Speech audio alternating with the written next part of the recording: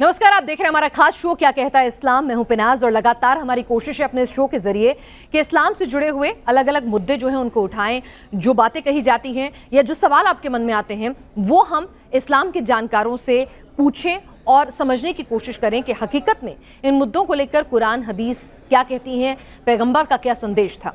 तो आज जिस मुद्दे पर हम बात करने जा रहे हैं वो हमारे समाज में जहाँ पर कई धर्मों के लोग रहते हैं उनके जहन में ये बात बार बार आती है, क्या मुसलमानों को दूसरे धर्मों के त्योहार मनाना मना है? क्या मुसलमान दूसरे धर्मों के त्योहार की खुशियों में शरीक नहीं हो सकते? क्या मुस्लिम लोग दूसरे के त्योहारों को मुबारकबाद नहीं दे सकते? क्या एक मुसलमान किसी हिंदू को होली मुबारक, दिवाली मुबारक नहीं कह सकता है? क्या अल्लाह ने इसके लिए मना किया है? क्या कुरान हदीस इससे रोकती हैं? इसी पर बातचीत करने के लिए हमारे साथ दो खास मेहमान इस वक्त हमारे स्टूडियो में जुड़ चुके हैं जो इस्लाम के जानकार हैं। हमारे साथ एक्स मुस्लिम समीर जुड़ रहे हैं और हमारे साथ मुफ्ती यूनुस कासमी साहब इस वक्त जुड़े हुए हैं जो इस्लामिक स्कॉलर हैं, इस्लाम के जानकार हैं। सबसे पहले कासमी साहब, मैं आपसे पूछना चाहूँगी, कई बार हिंदुओं के मन में भी, दूसरे धर्म के लोगों में, हिंदू क्योंकि बहुत ज़्यादा यहाँ हैं इस मुल्क में तो उनके जहन से पहले पूछ लेती हूँ, हालांकि हम बात यहाँ पे इस्लाम की कर रहे हैं, तो कई बार दूसरे धर्मों के लोगों के मन में ये सवाल आता है कि भाई मुसलमानों को मना किया हुआ है दूसरे धर्मों की खुशियों में शरीक होने के लिए, दूसरे के त्योहारों को मनाने से रोका हुआ है, इसके लिए अल्लाह मना करता है। क्या ऐसा है कुछ? देखिए, इस्लाम और जो दूसरे धर्म हैं जैसे हिंदू धर्म है या और भी धर्म है, इनमें बेसिकली तौर पर अक़ीदे का फ़र्क है। और अक़ीदा क्या है? हमारा अक़ीदा यह है कि अल्लाह एक है और अल्लाह के अलावा कोई भी इबादत के लायक नहीं है। हिंदू मज़हब में बहुत सारे देवी देवताओं की इबादत की जाती है, पूजा की जाती है। तो अब क्योंकि जितने भी त्यौहार हैं वो किसी न किसी भगवान से या किसी से जुड़े हुए हैं, तो अगर कोई बंदा उसकी त्यौहार की मुबारकबाद देता है तो गोया कि वो उसके शिर्क में शरीक हो रहा है, उसके शिर्क में शरीक हो रहा है। तो इसलिए मना किया जाता है क्योंकि यहाँ अक़ीदे की बात आती है। रहा मसला हिंदू मुस्लिम की हमदर्दी का, मोहब्बत का, प्यार का, उसके बारे में इस्लाम की तालीम यह है कि आप अपने पड़ोसियों के साथ अच्छा सलूक करें, चाहे वो किसी भी धर्म का मानने वाला हो, आप उसकी मदद करें, आप उसकी हेल्प करें। इस्लाम में ये नहीं कहा गया है कि भाई दूसरे दोस्त जो हैं दूसरे धर्म के वो तो काफिर हैं? जी, काफिर, देखिए काफिर की जो मीनिंग है वो इनकार करने वाला, यानी वो अल्लाह के वजूद का इनकार करता है, इसलिए उसे काफिर कहा जाता है। मतलब काफिर कोई बुरा शब्द नहीं है या कोई गलत शब्द नहीं है। भाई काफिर एक अरबी ज़बान का वर्ड है, काफिर के माने इनकार करने वाला। अब वो कुरान का इनकार करता है, अल्लाह का इनकार करता है, रसूल का इनकार करता है, इसलिए वो काफिर कहलाता है। यानी अगर एक मुसलमान, जितना मैं आपकी बातों से समझी हूँ, एक मुसलमान अगर अपने दोस्त के घर जाकर दिवाली के त्योहार में शरीक होता है, होली के त्योहार में शरीक होता है, तो इसके लिए अल्लाह इजाज़त नहीं देता। देखिए, कुरान की इजाज़त इस माना कर नहीं है, क्योंकि यहाँ बेसिकली फ़र्क समझना पड़ेगा। फ़र्क यही है, अक़ीदे का फ़र्क है। हमारा अक़ीदा यह है कि अल्लाह एक है, और दिवाली क्योंकि एक पूजा से रिलेटेड है, उसमें लक्ष्मी की पूजा होती है या गैर की पूजा होती है, तो उसमें शरीक होने का मतलब है कि आप उससे राज़ी हैं।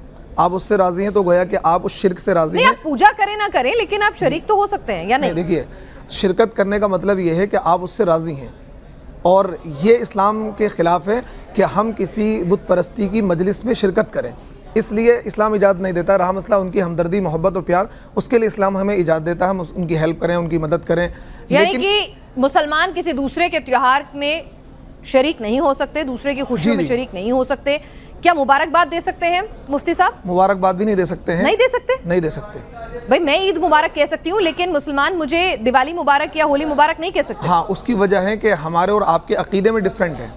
हमारा अक़ीदा यह है कि अल्लाह एक है, आपका अक़ीदा यह है कि इस कायनात को बनाने वाले बहुत सारे लोग हैं। बात यहाँ अक़ीदे की है, ये इसमें बुरा लगने वाली कोई बात नहीं है कि आपको बुरा लगे या किसी हिंदू भाई को बुरा लगे। भाई हम मुबारकबाद देंगे, भाई आपके अक़ीदे में बहुत सारे भगवान हैं, हमारे अक़ीदे में एक ही भगवान है, एक ही खुदा है, वो है अल्लाह है। इसलिए हम मुबारकबाद नहीं दे सकते, क्योंकि इससे हमारे अक़ीदे पर ज़र्ब पड़ेगी, इससे हमारे अक़ीदे में फ़र्क आएगा। और अक़ीदे से कोई समझौता धर्मों का इज्जत करना, सम्मान करना नहीं सिखाता? सिखाता है इस्लाम। हम इस दूसरे धर्मों की इज्जत करते हैं। तो अगर किसी दूसरे के त्योहार में आप खुशियों में शामिल हो रहे हैं तो ये कहाँ से आपका धर्मांतरण थोड़ी हो जाएगा? आप उसकी खुशियों में शामिल हो रहे हैं, उसके धर्म का सम्मान कर रहे हैं। हाँ, मैं जितना बड़ा दिल कह के आपको ईद मुबारक कह सकती हूँ, आपकी मीठी सेवैयाँ खा सकती हूँ, जर्दा खा सकती हूँ, तो आप नहीं मेरी दिवाली में या मेरे होली में शरीक हो सकते हैं? देखिए, हम भी आपका खाना खा लेंगे, ऐसा ऐसा कोई मैटर नहीं, हम भी आपके घर की दावत खा लेंगे, लेकिन जहाँ अकीदे की बात आएगी, सारा मामला अकीदे का है, और उस अकीदे नहीं, पर मैं नहीं कह रही आप मेरे साथ बैठ के दिवाली पूजा कीजिए, जी, मैं जी। नहीं कह रही आप लक्ष्मी पूजा कीजिए मेरे मंदिर में बैठकर, जी, जी। लेकिन आप मेरे घर दिवाली पर मेरे त्योहार में शरीक होइए, ये कबूल नहीं है इस्लाम को, आप कह रहे हैं। देखिए, क्योंकि वो जो दिवाली है वो त्यौहार किसी न किसी पूजा से रिलेटेड है, और उस पूजा गोया के उस त्यौहार में शरीक होना, हम उस आपकी उस पूजा वाली अमल से हम राजी हैं, ठीक और है। ये इस्लाम नहीं सिखाता। इस्लाम नहीं सिखाता, तो यानी कि इस्लाम किसी को मुबारकबाद देना किसी दूसरे के त्योहार में नहीं सिखाता, इस्लाम अपने किसी दोस्त के घर दिवाली होली के जश्न में शरीक नहीं होना सिखाता। समीर, यानी बिल्कुल मनाही है, क्योंकि कई बार तो लोग आके कहते हैं नहीं नहीं भाई हमें कोई दिक्कत नहीं है, अल्लाह तो कहता है दूसरे के भगवान की इज्जत करो और उनको कबूल करो, लेकिन आज मुफ्ती साहब तो एक अलग ही इस्लाम बता रहे हैं, तो मुफ्ती साहब सही कह रहे हैं? असल में मुझे मैम पहली बार खुशी हो रही है कि आपने कम से कम एक ऐसा गेस्ट बुलाया अपनी स्टूडियो के अंदर जो बात को सीधी तरीके से कर रहे हैं, घुमा फिरा नहीं रहे बाकी लोगों, क्योंकि ये मेहनत अक्सर हम लोगों को करनी पड़ती है लोगों को ये कहने के लिए कि नहीं, असल में जो ये चीज़ें सामने रखी जा रही है ये इस तरीके से, उसको ट्विस्ट करना, उसको शुगर कोटेड करने का काम तो करते हैं लोग। तो मैं इसके लिए शुक्रिया अदा करता हूँ मुफ्ती साहब का, और उनको मुबारकबाद भी देता हूँ कि एटलीस्ट वो सच को खुल करके बता रहे हैं। ये आपको अलग इसलिए लग रहा है क्योंकि आपको इस तरह के जवाब की उम्मीद नहीं है किसी मुसलमान से, लेकिन हकीकत यही है जो मुफ्ती साहब बता रहे हैं। असल में इसके पीछे का जो कॉन्सेप्ट है वो शिर्क से है। इस्लाम का सीधा सीधा सा फंडा ये है कि अल्लाह के सिवा कोई भी इबादत के लायक नहीं है, बंदगी के लायक नहीं है, कोई खुदा नहीं है सिवाय अल्लाह है। और उसके अलावा जितने भी दुनिया के अंदर त्यौहार या फेस्टिवल्स मनाए जाते हैं वो किसी न किसी गॉड के साथ रिलेटेड होते हैं।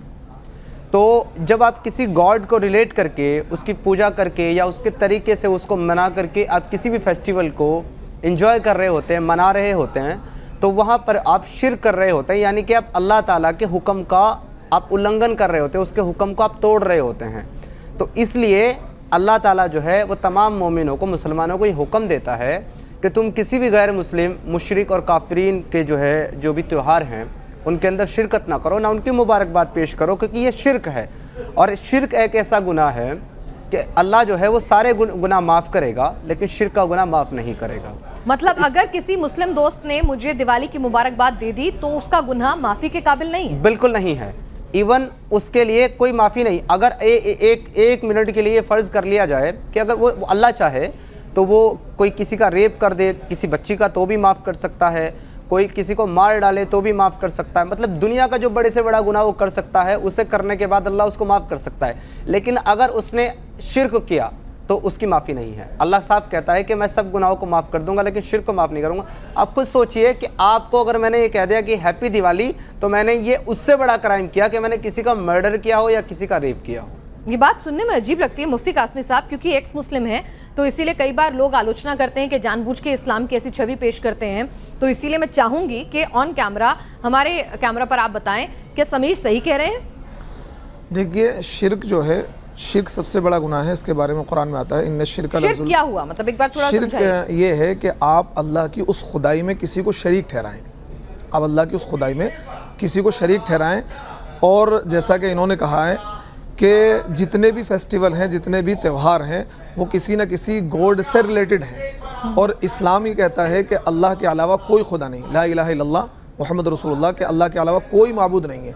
तो अब जो त्यौहार मनाए जाते हैं वो किसी न किसी गॉड से रिलेटेड होते हैं। जब हम उसमें उसकी मुबारकबाद देंगे तो गोया कि ये ऐसा होगा जैसा कि हम उस शिर्क पर राज़ी हैं। तो शिर्क करना और उस शिर्क पर राज़ी होना ये शिर्क करने की तरह है, इस वजह से मना है। यानी कि मर्डर के लिए माफ़ी है मगर शिर्क के लिए माफ़ी नहीं है? शिर्क की भी माफ़ी है, शिर्क की भी माफ़ी है, मर्डर की भी माफ़ी है। शर्त यह है कि आप उस पर तौबा कर लें, तौबा का दरवाज़ा खुला हुआ है, आप तौबा कर लें कि आइंदा ऐसा नहीं करेंगे, माफ़ी हो जाएगी। तो सर, अगर मैं समझने की कोशिश जो कर रही हूँ इसे, यानी कि अगर मेरा जो सवाल था कि ठीक है आपने बता दिया मुझे कि ये शरीक है और ये गुनाह जो है माफ़ी के काबिल नहीं, लेकिन आजकल बहुत सारे लोगों की आपस में इंटर रिलीजन शादी होती है, यानी कि हिंदू मुस्लिम भी शादी कर लेते हैं, सिख मुस्लिम भी शादी कर सकते हैं या कोई और धर्म। तो ऐसे में अगर वो मुस्लिम शख्स जिसका पति या पत्नी किसी दूसरे धर्म का है, वो अपना त्यौहार मना रहा है उसी के घर में, उसी छत के नीचे, ये कबूल है अल्लाह को या ये भी कबूल नहीं है? देखिए, अकॉर्डिंग टू इस्लाम और कुरान के अकॉर्डिंग ये जायज़ नहीं है, क्योंकि दोनों का मुसलमान होना ज़रूरी है निकाह के लिए। अगर उनमें से एक भी मुसलमान नहीं है तो ये निकाह होगा ही नहीं। चलिए, निकाह नहीं होगा, लेकिन क्या अगर चलिए आपकी नज़र में वो निकाह नहीं है, कानून की नज़र में वो निकाह हो सकता है। अगर एक मुस्लिम एक छत के नीचे रह रहा है, एक ऐसी छत के नीचे जहां पर कोई होली, दिवाली, तीज या कोई भी दूसरा क्रिसमस, कोई भी फेस्टिवल मना रहा है, तो क्या वो मुस्लिम गुनाह कर रहा है? देखिए मैडम, इस सवाल को बार बार करना मेरे हिसाब से ठीक नहीं है। आप इस सवाल को बार बार ना करें। नहीं, मैंने दूसरा आपको सिनेरियो दिया। आपने कहा कि ठीक है, आप मुझे दिवाली मुबारक नहीं कह सकते, होली मुबारक नहीं कह सकते, मैंने मान लिया, समझ लिया। पर अगर मैं एक छत के नीचे रह रही हूँ और मेरा पति पत्नी कोई भी मतलब हो सकता है, वो दूसरे धर्म का त्योहार मना रहा है, तो उस छत के नीचे मैं रह सकती हूँ? क्या उसे इजाजत दे सकती हूँ त्योहार मनाने की? या पति पत्नी नहीं, छोड़ दीजिए, वो कोई भी मेरा दोस्त या कोई हमदम हो सकता है? देखिए, सबसे पहली बात तो यह है कि मैंने आपको बताया कि इस्लाम में दोनों का मुसलमान होना ज़रूरी है। नहीं, निकाह के लिए ना, चलिए मैं कह रही रूम पार्टनर है मेरा, निकाह के लिए दोनों का मुसलमान होना जरूरी है ना। जी। हम लोग कमरे शेयर भी करते हैं, कॉलेज में बच्चे पढ़ते हैं, कई बार नौकरी करते हैं, तो ये थोड़ी देखते हैं हिंदू मुस्लिम सिख ईसाई भी शेयर कर लेते हैं। तो ऐसे में अगर भाई कोई हिंदू, मैं मुस्लिम हूँ और कोई हिंदू अगर अपना त्योहार मना रहा है, तो क्या उस छत के नीचे मेरा रहना भी गलत है इस्लाम के हिसाब से? वो अपनी साथ में रहें, साथ में रहने में कोई दिक्कत नहीं है। इस्लाम साथ में आपस में रहें, खाएं पिएं, घूमें, सब कुछ करें, लेकिन जहाँ अकीदे की बात आएगी, अकीदे पर कोई समझौता नहीं होगा। अकीदे पर कोई समझौता नहीं होगा। समीर जी, आप भी इस बात से इत्तेफाक रखते हैं कि ठीक है, आप साथ एक छत के नीचे रह सकते हैं, भले ही उस छत पर, उस घर में आप दिवाली मना रहे हो, होली मना रहे हो, तीज मना रहे हो, क्रिसमस मना रहे हो, कोई दिक्कत नहीं है इस्लाम को? नहीं, मैं इत्तेफाक नहीं रखता, यहाँ पे थोड़ा सा डिफरेंस है। मैं मुफ्ती साहब की कुछ बातों से मुत्तफिक हूँ। जैसे कि कुछ एक लास्ट एपिसोड में हमने इस पे बात की थी कि क्या नॉन मुस्लिम के साथ निकाह किया जा सकता है, तो उस पर मुझे बड़ी मेहनत करनी पड़ी थी ये साबित करने के लिए कि अगर आप मुस्लिम हैं, चाहे वो लड़का हो या लड़की हो, तो उसको अगर दूसरे के साथ, किसी के साथ निकाह करना है, तो बाय डिफ़ॉल्ट दूसरे पर्सन को इस्लाम कबूल करना होगा। इस्लाम कबूल किए बिना निकाह ही नहीं हो सकता। और ऐसे रिश्ते में अगर वो चला भी जाता है, फिर भी जैसे कि आपने बताया कि कानूनी रूप से शादी कर ली, कोर्ट मैरिज कर ली, तो इस्लाम की नज़र में वो रिश्ता ही नाजायज़ है और उससे होने वाली औलादें भी नाजायज़ हैं। अब ऐसी कंडीशन में फिर भी किसी ने कर लिया और वो मियाँ बीवी साथ में रह रहे हैं, एक मुस्लिम है, एक नॉन मुस्लिम है, तो वो जो मुस्लिम है अब वो मुस्लिम भी नहीं रहा, क्योंकि उसने इस्लाम के जो उसूल हैं, इस्लाम की जो शराइत हैं, उनको पूरा नहीं किया, उनके ख़िलाफ़ जा कर के उसने काम किया है। तो अब वो दिवाली मनाए या वो ईद मनाए, वो बराबर है, वो इस्लाम में ही नहीं रहा, इस्लाम के दायरा इस्लाम से ही वो बाहर हो गया है। वो कुछ भी मनाए, वो तो जहन्नम ही है सीधा। तो यहाँ पे आपकी इस बात का शॉर्ट जवाब। और दूसरा जो आपने कहा है कि अगर दो लोग किसी भी सिचुएशन में, चाहे वो कॉलेज मेट हों या फिर वो एक साथ काम करते हों, एक छत के नीचे दो लोग रहते हों और वो त्यौहार मनाया जा रहा है वहाँ पे, तो क्या इसमें कोई प्रॉब्लम नहीं है? तो मुफ्ती साहब ने इसमें जवाब दिया कि इसमें कोई प्रॉब्लम नहीं है। मैं इनकी बात से इत्तेफाक नहीं रखता, यहाँ पर बिल्कुल प्रॉब्लम है, क्योंकि जबकि मुफ्ती साहब खुद इस बात को कह रहे हैं कि हर एक त्यौहार, हर एक फेस्टिवल जो है वो किसी न किसी गॉड से रिलेट करता है और उसमें उसकी इबादत भी की जाती है, उसको उस तरीके से माना भी जाता है। तो अगर मैं एक मुस्लिम हूँ और मैं एक कमरे के अंदर रहता हूँ, मेरे साथ मेरा जो है रूममेट रहता है, तो अगर वो उसी कमरे के अंदर उस त्यौहार को मनाएगा तो वो शिर्क कर रहा है, और मैं अगर वहाँ मौजूद हूँ तो मैं भी उसके गुनाह में, उसके शिर्क में बराबर का हिस्सेदार हूँ, क्योंकि वो मेरे घर में और मेरी जगह में वो शिर्क कर रहा है।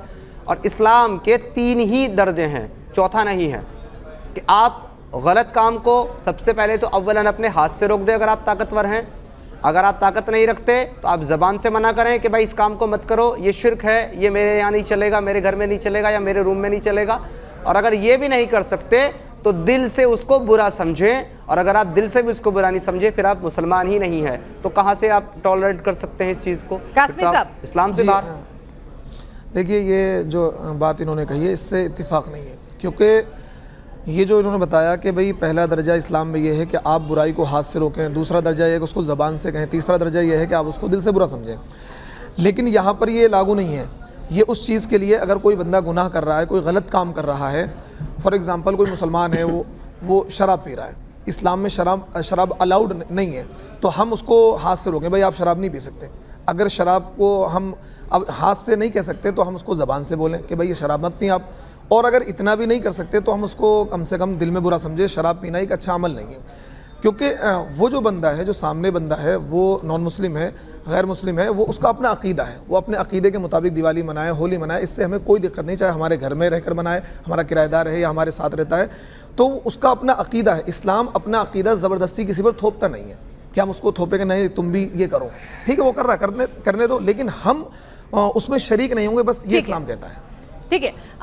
सर मुझे एक चीज़ और बताइए, क्या कुरान में या कहीं हदीस में ये मेंशन है, ये बातें जो आप कह रहे हैं? जी बिल्कुल, कुरान हदीस में मेंशन है बातें, मेंशन है। अच्छा एक चीज़ बताइए कि कुरान हदीस में या कहीं भी ऐसा लिखा हुआ है, जी समीर मैं आपके पास आ रही हूँ, एक सेकंड रुकिएगा, क्या कुरान हदीस में कहीं ऐसा लिखा हुआ है कि आप नॉन मुस्लिम्स के साथ रह सकते हैं या उस पर भी मनाही है, उसको लेकर कोई गाइडलाइन है? इसमें कोई मना नहीं है, आप किसी गैर मुस्लिम के साथ रह सकते हैं, खा सकते हैं, पी सकते हैं, ताल्लुकात रख सकते हैं, दोस्ती रख सकते हैं, इसमें कोई हरज नहीं है, बल्कि उसकी मदद भी करनी चाहिए एक इंसानियत के नाते। नॉन मुस्लिम के साथ मैं सारे व्यवहारिक रिश्ते रख सकती हूँ सिवाय निकाह के? समीर जी नहीं, बिल्कुल नहीं।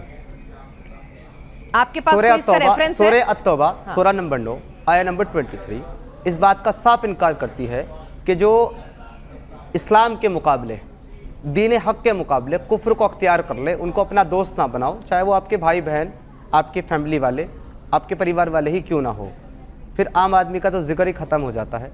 दूसरा जो हज़रत ने कहा है कि आप जो है उनके साथ रह सकते हैं, खा पी सकते हैं, और इन्होंने बोला कि कुरान इसकी इजाज़त देता है।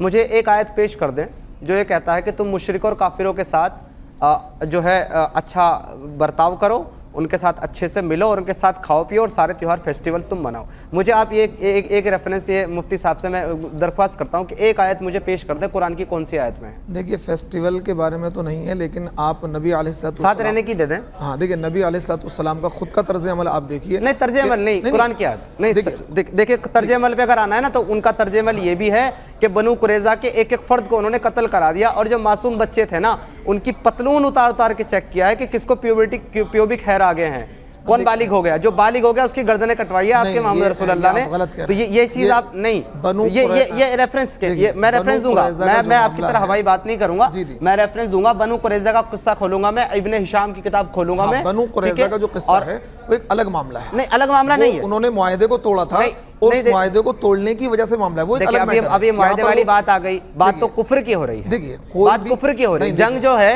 अल्लाह के रसूल सल्लल्लाहु अलैहि वसल्लम ने खुद इरशाद फरमाया है कि अरब की सरजमीन से तमाम काफिरीन और मुशरिकीन को बाहर निकाल दो, आखिरी वसीयत है।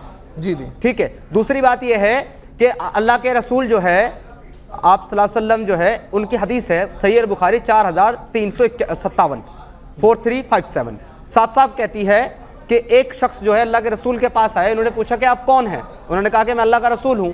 कि रसूल क्या होता है कि वो जिसको अल्लाह ने एक मैसेज दे करके भेजा। तो उन्होंने पूछा कि आपको क्या मैसेज दिया गया है? कि मुझे अल्लाह ने ये मैसेज दे करके भेजा है कि मैं तमाम दुनिया के अंदर से बुतों को तोड़ दूँ, ख़त्म कर दूँ, ताकि सिर्फ अल्लाह की इबादत की जाए। अब कहाँ से आप ये बात करते हैं? चलिए ठीक है, वो एक अलग टॉपिक है, उस पर भी डिस्कस करेंगे। मैं आपस में साथ रहने की बात बता रहा हूँ। आपने साथ रहने का सवाल किया है, साथ रहने का कोई इनकी बात को काउंटर कीजिए। इन्होंने एक बाकायदा आयत का हवाला दिया है कि अल्लाह कहता है किसी दूसरे धर्म के शख्स के साथ नहीं रह सकते आप। नहीं देखिए ऐसा नहीं है। आप मदीने के अंदर गैर मुस्लिम भी थे और इसी तरीके से यहूदी भी थे और सब आपस में साथ में रहते थे। रहा मसला इसका कि जब बनु कुरैज़ा ने मुआहदे को तोड़ा था तो उस मुआहदे को तोड़ने की उनको सज़ा मिली थी, उनको वहाँ से भगाया गया था। ये आप इसको पढ़ लें अच्छी तरीके से। कुरान की आयत क्लियरली कहती है काफिरों को अपना दोस्त ना बनाओ क्योंकि बेशक अल्लाह उनको पसंद नहीं करता। जी तो अब काफिर कौन है? जी समीर मुझे करेक्ट कीजिएगा, मेरे को एक जानकारी मिली है, सही है कि नहीं, और कासमी साहब आप भी। पहले से माफ़ी मांगती हूँ अगर कुछ गलत मैं बोलूँ, क्योंकि देखिए मेरी इस्लाम की जानकारी जो है वो एक लिमिटेड है। प्रॉफिट्स के जो चाचा थे अपने, उन्होंने आखिरी वक्त तक इस्लाम कबूल नहीं किया था, लेकिन फिर भी प्रॉफिट अपने चाचा के साथ रहे। तो समीर आपकी बात सही कैसे हो सकती है फिर? जी असल में प्रॉफिट साहब जो है अपने चाचा के साथ इसलिए रहे क्योंकि प्रॉफिट साहब यतीम थे, उनका सरपरस्ती करने वाला कोई था नहीं। और आप सल्लल्लाहु अलैहि वसल्लम को जो नबूवत मिली है वो 40 साल की उम्र में जाकर के मिली है। तब तक उससे पहले आप जो है उनसे अलग हो चुके थे, क्योंकि 25 साल की उम्र में हजरत मोहम्मद साहब ने खदीजा के साथ निकाह किया, उसके बाद खदीजा के साथ रहने लगे। तो सिर्फ 25 साल की उम्र तक आप अपने चाचा के पास रहे हैं, उसके बाद आप जाते थे। नहीं, मेरी जानकारी कहती है समीर, लेकिन जब उनके चाचा का इंतकाल हो रहा था, मैं आपको बता रहा हूं, ताल्लुक एक ही था। कलमा पढ़ लीजिए, तो उन्होंने कहा कि नहीं मैं कलमा नहीं पढ़ूंगा, उन्होंने कहा कलमा पढ़ लीजिए जन्नत चले जाओगे। तो इसका मतलब है कि प्रोफेट साहब के साथ, अपने चाचा के साथ वो आगे के वक्त तक भी रहे। वो तो गैर मुस्लिम थे। मैं ये नहीं कह रहा तो फिर प्रोफेट साहब खुद अपने चाचा जो गैर मुस्लिम थे उनके साथ रहे, तो क्यों वो दूसरों को रहने से मना करेंगे? क्या आप गलत बात फैला रहे हैं लोगों के मन में? जी मैं बता रहा हूं आपको, इसका जवाब मैं आपको दे रहा था। मैं आपको ये कह रहा हूं कि वो उनके साथ नहीं रहे, बल्कि उनके कांटेक्ट में रहे, उनसे ताल्लुक खत्म नहीं किया। क्योंकि अबू तालिब जो है, जिनकी आप बात कर रहे हैं, जिसका नाम अबू तालिब था, वो आखिरी ऐसी कड़ी थी जो मक्का के अंदर उनके सबसे बड़े सपोर्टर थे, इस्लाम ना कबूल करने के बाद भी। अबू तालिब जो है वो हमेशा आप मोहम्मद साहब की मदद करते थे, हर वक्त जो है उनके सपोर्ट में खड़े होते थे, सिर्फ इस्लाम नहीं कबूल किया उन्होंने। और आखिरी वक्त की जो आप बात बता रहे हैं, उन्होंने ये कहा था कि आप अगर मेरे कान में भी कलमा पढ़ देंगे तो भी मैं गवाही दे दूंगा कि आप ईमान ले आए थे, तो आप जन्नत में चले जाएंगे। तो उन्होंने ये कहा था कि लोग ये कहेंगे कि मैंने मौत के डर से कलमा पढ़ लिया, इसलिए मैं कलमा नहीं पढ़ता। लेकिन अगर आप तारीख को देखेंगे, आप एक चीज़ समझ लीजिए, एक पॉइंट जो आपको नहीं बताया जाता, ये तो हम सभी डिस्कस करते हैं, सभी बताते रहते। एक पॉइंट ये भी है कि जो आपको नहीं बताया जाता कि अगर आप तारीख को पढ़ेंगे तो खुद उन्हीं अबू तालिब ने, जो आपके चचा थे, उन्होंने अपनी बेटी का निकाह करने से मना कर दिया था आप सल्लल्लाहु अलैहि वसल्लम के साथ। इसका रीज़न क्या है? इसका रीज़न यही है कि वो आप सल्लल्लाहु अलैहि वसल्लम को जो है जहनी तौर पर सही नहीं मानते थे, कि ये जो है बचपन से ही जहनी तौर पर कुछ मसले हैं, इनको कुछ चीज़ें नजर आती है, कुछ अलग तरह की चीज़ें होती हैं। पूरी करें यहाँ पे, ये चीज़ें आपकी जो है तारीख की किताबों में मौजूद हैं। बिल्कुल, ये जो आप कह रहे हैं, कांटेक्ट में रहना और साथ रहना दो अलग अलग चीजें हैं। वो अपने चाचा के कांटेक्ट में जरूर रहे, वो गैर मुस्लिम थे, लेकिन साथ एक छत के नीचे नहीं रहे। देखिए, साथ में रहना, और इस्लाम किसी गैर मुस्लिम के एक साथ रहने से इनकार करता है, मना करता है। नहीं, ऐसा नहीं है, ये गलत कह रहे हैं। और दूसरी बात जो इन्होंने अभी ये कहा कि अबू तालिब ने अपनी लड़की से निकाह करने को मना किया, ऐसा कोई इंसिडेंट नहीं हुआ है, ऐसा कोई वाकया नहीं हुआ है। मैं अगर आपको हवाला पेश कर दूं, ऐसा नहीं। देखिए, मैं अगर आपको तारीख की किताब से नहीं, मैं अगर आपको वो किताब मानी जाएगी जो मोतबर होगी। हाँ, तारीख तबरी को मानते हैं आप? हाँ, तारीख तबरी मोतबर नहीं है। ओके, तारीख तबरी को नहीं मानते। आपके लिए मोतबर किताब कौन सी है हिस्ट्री की? तारीख हिशाम है। तारिक इब्न हिशाम है। हाँ, अगर मैं तारिक इब्न हिशाम में ये हवाला आपको दिखा दूं तो चलिए, देखिए टॉपिक से डिवेट नहीं होते, इस पर दोबारा हम बात कर लेंगे समीर, ठीक है। लेकिन मैं दोबारा टॉपिक पर आती हूँ। कासमी साहब, समीर इस बात पर अड़े हुए हैं, उन्होंने बाकायदा एक आयत का हवाला भी दिया है। उन्होंने कहा है कि आप गैर मुस्लिम से कांटेक्ट में रह सकते हैं, लेकिन उसके साथ एक छत के नीचे नहीं रह सकते हैं।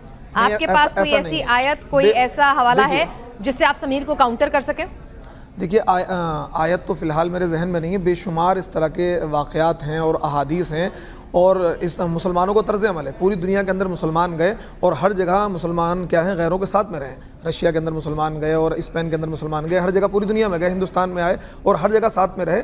अगर साथ में रहना मना होता तो मुसलमान कभी ऐसा नहीं करते। मुसलमान तो अफगानिस्तान में भी रहते हैं। मैं पड़ोसी होने की बात नहीं कर रही, एक छत के नीचे रहने की बात कर रही हूँ। एक छत के नीचे भी रह सकते हैं, इसमें इस्लाम ठीक है। चलिए, इस पर आपके दोनों के अलग अलग पॉइंट थे, लेकिन हाँ, यह जानकारी हमें एकदम नई मिली, अलहदा मिली, कि एक मुस्लिम को किसी दूसरे धर्म के त्योहारों में शरीक होना मना है, उस त्योहार की मुबारकबाद देना मना है। लेकिन यह भी सच्चाई है कि आपके इर्द गिर्द कितने ही मुस्लिम दोस्तों ने आपको दिवाली मुबारक, होली मुबारक कई बार कहा होगा। बहरहाल, आप दोनों ने ये तमाम जानकारी हमसे साझा की। समीर आपका और मुफ्ती कासमी साहब आपका बहुत बहुत शुक्रिया। आज के लिए क्या कहता है इस्लाम में इतना ही।